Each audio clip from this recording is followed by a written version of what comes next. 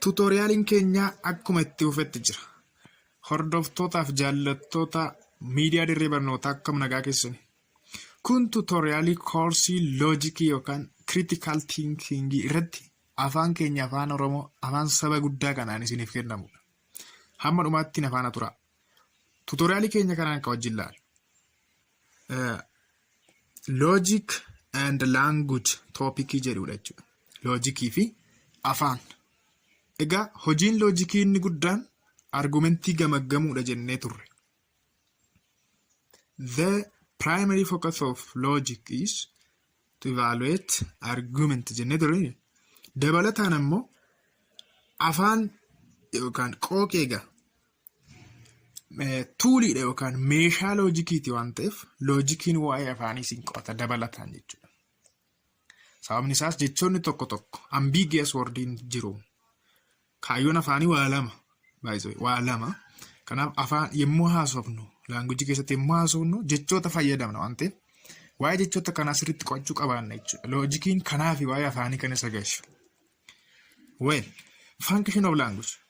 Afaan function lama qaba. Function irra hojiin afaanii inni jalqaba cognitive meaning functionidha. Kana jechuun hiika jechuudha. Cognitive definition meaning yemmuu jennu wanta tokko ibsu hiiku. Wanti fakkeenyaaf bishaan waan akkanaati dhangala'aadha. Bishaan elementoota akkasiirraa ijaarame namni akkana jennee yemmuu ibsunu cognitive meaningidha jechuudha. Ibsuu jechuudha wanta sana akkasumatti. Ibsu fakkeenyaaf the first written constitution of Ethiopia was formulated in 31. Ibsaa jirra minireem. Seerri duraa Itoophiyaa keessatti barraa'e 1931 jennee yemmuu ibsinu ibsaa jirra jechuudha. Kun cognitiveidha. Function afaanii keessaa tokko cognitive meaningidha jechuudha. However, the first federal constitution is effected in since 1995. Federal constitution ammaa kun egaa kan barraa'e komiitiin 95dha. Amma maatti ibsaa jirra jechuudha. Waa'ee waan tokkoo ibsaa jirra. Kun function yookaan hojii afaanii keessaa isa tokkodha jechuudha. Function afaanii ni lammataan emotive meaning functionidha. Emotive meaning akkuma maqaa isaarraa hubattan waan nutti dhagahame tokko miira keenya ittiin ibsan afaaniin jechuudha. Inni jalqabaa waan tokko ittiin ibsina waan dhugaa waan qabatamaa ta'e. Inni lammaffaan inni kun objectiveidha bakka. Inni kun subjectiveidha. Emotive meaning waan nutti dhagahame tokko yookaan immoo miira keenya kan ittiin ibsannudha afaan. Fakkeenyaaf death penalty is the final, cruel and inhuman form of all punishment where helpless prisoners are taken from their cells and terribly slaughtered. Maal jecha duuneedha. Laala emotive isaan kun final, cruel, inhuman warra jedhaman kun emotive wordidha. Emotive word yemmuu jennu miira keenya jechoota ittiin ibsannu qabatanii jiru. Maal jechaadha? Death penalty beektaanii firdii du'aa jechuudha. Firdiin du'aa firdii hamaa. Firdii dignitii namaa hir'isu. Yookaan ammoo bakka inhumaan jechuun namummaa irraa mulqu jechuudha. Firdii akkasii firdii hamaadha, hammaataadha. Firdii gadheedha. Jechoota akkasii kana yemmuu of keessaa qabu emotive meaningidha jechuudha. Emotive meaning ta'uusaa argina jechuudha. Kanaaf afaan functionii lamaaf nu gargaara. Tokko cognitive meaning functionii qaba. Lama emotive meaning functionii qaba. Ittaansinee kan nuti wajjin laallu waa'ee intentional and extensional meaning of termiidha. Dura waa'ee termii barru termiidhaan wal barra dura. Termiin made up of words. Jechoota irraa kan ijaaramanidha. Termiin loojikii keessatti jechuudha. Akka loojikiitti akka maatisiitti hin jenne. Termiin jechoota irraa kan ijaaraman ta'an sarbaas subject of statement. Statementii sanaaf yookaan himama sanaaf subjectii ta'anii tajaajilu jechuudha termiin. Termiin kanneen sadeen of jalaa qabata. Of jalatti hammata. proper name. Proper name beektuudha maqaa dhuunfaa jechuudha. Fakkeenyaaf Olyad, Naataan, Abduubaa, Kaasahuun, Eliyaas isaan kun hiriyoota doormii koo turan. Akkasuma Oromiyaa maqaa biyyaas ta'uu danda'a. Na proper name ta'uu danda'a tarmiin jechuudha. Common names immoo ta'uu danda'a. Tarmiin common name fakkeenyaaf animal, person, house, school maal yommuu jennu common name dha jechuudha. Common maqaa waliini maqaa waloo. Descriptive phrases ta'uu danda'a. Descriptive phrase fakkeenyaaf green things wantoota magariisa, quliisa. Author of faaya fayyaa barreessaa faaya fayyaa Dr. Naamiyyaa beetu waan akkasii jennee yommuu describe goonu descriptive phrases kan jennuun phrasii waan akkasii jechuudha. Kanaaf tarmii walumaa gala isaan kana keessaa tokkodha jechuudha. Tarmiin kun egaa subjectii statementii ta'ee tajaajila. Baay'ee gaarii. Wordii egaa akkuma beeknu symbols and the entity that symbolize meaning. Meaning keessatti ilaala waa'ee wordii. Meaning egaa gosa lama ture jechuudha. Tarmiin tokko meaning gosa lama qaba. Inni jalqabaa intentional meaning qaba tarmiin tokko. Tarmiin tokko intentional meaning qaba. Tarmii kan biraa immoo extensional meaning qaba jechuudha. Terms have two kind of meaning, extensional meaning fi intentional meaning qaba jechuudha. Tokko ilaalla. Intentional meaning of terms. Intentional meaning kan jennu attribute yookaan ammoo connotation jennaan isa kana. Attribute of term being connoted. Connotation jennee waamna jechuudha afaan biraatiin. Attribute akkuma beektan ka amala jechuudha amala. Fakkeenyaaf maan jennee amala namaa tarreessine jechuudha iddoo kanatti. Rational jechuu dandeenya. Emotional illee jechuu dandeenya. Subjective dha beekaa. Waan barbaanne jechuu dandeenya. Namni mortal dha jechuu dandeenya. Meen jennee kaan mortal. Yookaan ammoo omnivorous. Kanneen jennee attribuutii namaa yommuu tarreessinu jechuudha. Namni soorata olacheedha. Namni ni du'a. Namni raashinaaliidha. Sababaadha jennee yommuu namni bakka nacaa. Namni emotionaliidha. Namni akkasiinne subjectively waan barbaanne jechuu hin dandeenya garuu attribuutii namaati kan asitti tarreessinu jechuudha. Attribuutii namaa tarreessaa jirra jechuudha. Kun intentional meaning dha jechuudha. To avoid subjective meaning. Subjective meaning qaba jennee akkuma jenne fakkeenyaaf nama jennee emotionalidha jenne namni kaan irratti walii galuu dhiisuu danda'a. Namni emotionalii miti lakki. Namni rationalidha. Kan jedhu kunis shakkisiisaadha. Namni sababaadha. Gareen biraan namni sababaa miti jechuu dhiisuu danda'a. Kanaaf maal gochuu qabna? Conventional connotation kaawwachuu qabna. Bakka amaloonni nama ibsan kana jennee filoosofaroonni baay'een isa kana fayyadamu baay'isuu. Fakkeenya kanarra isin deebi'an nama yoo jenne meen jennee kaane hundumtuu kan irratti walii galu wayii asitti tarreessina jechuudha. Mortaaliidha namni jenna. Omnivorousidha namni animaaliidha. Animaaliin inni extensionalii keessatti ilaalla. Irratti walii galamuu qaba. Subjectivii waan ta'eef jechuudha. Fakkeenya adurree kitaaba Harlii irra jira. Adurree jenneetu kaane kaat jennee kaane adurreen waccuudha hin waccii. Adurreen baalageedha faatu jenne subjectividha. Namni biraa akka jechuu dhiisuu danda'a. Adurree jecha biraan ibsuu danda'a. Kanaaf conventional connotation itti fayyadamna jechuudha. Adurree kan ibsu kan irratti walii galame wayii attribuutii tokko irratti walii galame qabaanna jechuudha. Can be expressed in terms of increasing and decreasing intentions. Increasing yookaan decreasing intention kan jedhamutu jira. It can be expressed in terms of increasing and decreasing intentions. Intentional meaning increasing fi decreasing tu jira jechuudha. Decreasing intentional meaning fi increasing intentional meaning jennee express gochuu kan ibsuu hin dandeenya. Increasing intention kan jennuun intentionii akkamiiti? Intentionii akkamiiti? Fakkeenya wajjin laal. Harlii irraa fudhasa kana sirriitti isinitti mul'achuu baachuu danda'a. Harlii riifar gochuu hin dandeessu. Edishinii 11ffaa isaa dubbisa keessumaa edishinii 11ffisanii ol warra jiran. Kitaaba harlii jechuudha.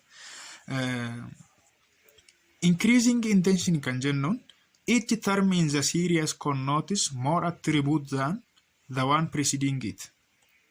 Ammas keessatti yoo laaltan seriesiidhaan taa'ee jiran animal, mammal, feline, tiger jechuunis bineelda. Mammal immoo hoosiftoota miniire. Feline yommuu jennu sanyii adurree jechuu keenya. Feline immoo ani kan nuuf tiger qeerransa. Na increasing intention dha inni kun maaliif increasing intention ta'e? Fakkeenyaaf attribuutii haa kenninuuf taayigariidhaaf. Qeerransi miila 4 qaba miti. Eegee qaba qeerransi. Omniivarasiidha illeedha soorata olacheetti hunda goggoruu baadhe. Na muka fa'aa koruu danda'a. Attribuutii qeerransaatti kun jechuudha. Conventional irratti kan walii galameedha. Malee cimaadha fa'aatu naan jettanii jechuu dandeessu. Garuu namni kun cimaa ta'uu waan biraa jechuu danda'a. Irratti walii galuu dhiisuu danda'a. Warra conventionally warra ta'e qofa fudhanne qeerransi miila 4 qabaa eegee qabaa jennee akaanuuti. Attribuutiin isaa akkamitti akka dabalaa deemu isinitti argisiisa jechuudha. Attribuutiin isaa akkamitti akka dabalaa deemu. Amma animaalii yommuu jettani animaaliin hundi eegee hin qaban. Eegee hin qabanii miila 4 hin qaban. Namni fakkeenyaaf animaaliidha eegee hin qabu miila 4 hin qabu. Maamaalii fudhadhaa amma hoosiftoota. Hoosiftoonni hundi ammas fakkeenyaaf hoosiftoonni maal qabu? Hoosiftoonni hunduu hin hoosisu mitiire? Hin hoosisu. Kanaaf maamaalirra hin caala jechuudha. Amalli yookaan attribuutiin animaalirra hin caala jechuudha. Attribuutiin maamaalii hin qabu kan animaalirra beeyansi yoo xiqqaate tokkoon caaleera jechuudha. Hoosisuun isaaniiyyuu tokkoon caalanii jechuudha warra animaalii kana. Kan animaalii hin qabu hundumaa hin qaba. Garuu dabalataan hin hoosisu jechuudha hoosiftoon. Weel sirriitti isinii galan afaan ta'a. Feline immoo hin fudhattan sanyiiwwan adurree jechuudha. Qeerransa qofa miti baay'ee sanyiiwwan adurree baay'ee jira. Sanyiiwwan adurree hundi isaanii muka korutuu jenne. Conventionally ta'eef ta'uu sabaatiin beeku. Muka hinuma koru natti fakkaata. Sanyiiwwan adurree muka koru jennee attribuutii kanaa kenninuuf. Sanyiiwwan adurree kun hundi isaanii hoosiftoota beekaa. Hoosiftoota wanta hoosiftoonni qaban hundumaa qabu jechuudha. Still in caalu ammas warra maamaalii yookaan hoosiftoota kan attribuutii wayiitiin caalu jechuudha. Attribuutii wayiitiin caalu more attribuut kan jenneef kana. Attribuutii akkamiitiin caalu? Attribuutii muka koruutiin caalu. Yoo xiqqaate jechuudha. Attribuutii biraatiinis caaluu danda'u. Dabalaa deema beekaa. Wanta maamaaliin qabu hundumaa qabaatanii dabalataan attribuutii muka koruu qabu. Taayigarii immoo fudhadhaa qeerransa. Qeerransi sanyii adurreeti. Qeerransi hoosiftuudha. Qeerransi animaaliidha. Amala jarri kun sadeen qaban hundumaayyuu hin qaba qeerransi. Amala animaalii, maamaalii fi feline hin qabu hundumaa hin qaba. Dabalataan immoo amala biraa qabaachuu danda'a qeerransi. Fakkeenyaaf miila 4. Adurreen miila 2 qabu jiraachuu miila 4 qabu hundi isaa eegee kan hin qabne jiru laata. Waan cimaa fa'aa ta'u fakkeenyaaf adurreen manaa fakkeenyaaf amma qeerransaa cimtuu ni mitiire. Cimaadha haa jennu qeerransa jechuudha. Kanaaf wanta jarri kun qabu hundumaa irratti amala wayii qaba jechuudha. Attribuutiin isaa more dabalaa deemaa jechuudha. Kanaaf increasing intention kan jenneef sababa kanaaf. By the way, increasing intentionii fi decreasing intentioniin wal fakkaatu. Exceptioniitu jira malee harli riifar godhaa isinii jedheera. Decreasing extensionii yommuu bira geenya ilaallaa itti deebina. Decreasing intention kan jennu intentionii akkamiiti? Decreasing intention kan jennu. Decreasing intention kan jennu each term in the series connotes less attribute than the one preceding it. Preceding it ishen jennu kun isa dursee jiru jira jechuudha. Isa dursee jirurra attribuutii muraasa qaba. Fakkeenyaaf decreasing intentionii isa kanaa ilaallu qaama. Decreasing intentioniidha jechuudha inni kun. Decreasing intention. Taayigarii. Taayigarii dura aansine dura maal goone dura increasing irratti taayigariin gara dhumaarra miti amma dura aansinu mai jalqaba aansinu. Innaa taayigariin cimaadha. Taayigariin muka koruu danda'a. Maal fiilaayinii immoo itti aansinu. Fiilaayiniin wanta taayigariin qabu wanta taayigariin danda'u hunda danda'u dhiisuu danda'a. Laalaa hir'achaa deema jechuudha beekaa. Maamaalii immoo haa fudhannu. Maamaalii hoosiftoota. Hoosiftoonni fakkeenyaaf akka fiilaayinii muka koruu danda'u dhiisuu danda'a. Muka hin koran. Eegee qabaachuu dhiisuu danda'u. Miila lama fa'aa qabaachuu danda'u. Sanyiin adurree garuu miila 4 qabaachuu danda'a. Innaa hir'achaa deema. Animaalii bira immoo geenye fakkeenyaaf namuma fudhadha. Namaa fi taayigarii wal dorgomsiisame. Taayigariin basawee waan namni qaba hunduu qaba jechuu miti taayigariin. Garuu animaalii waan qabu baay'ee isaa qaba.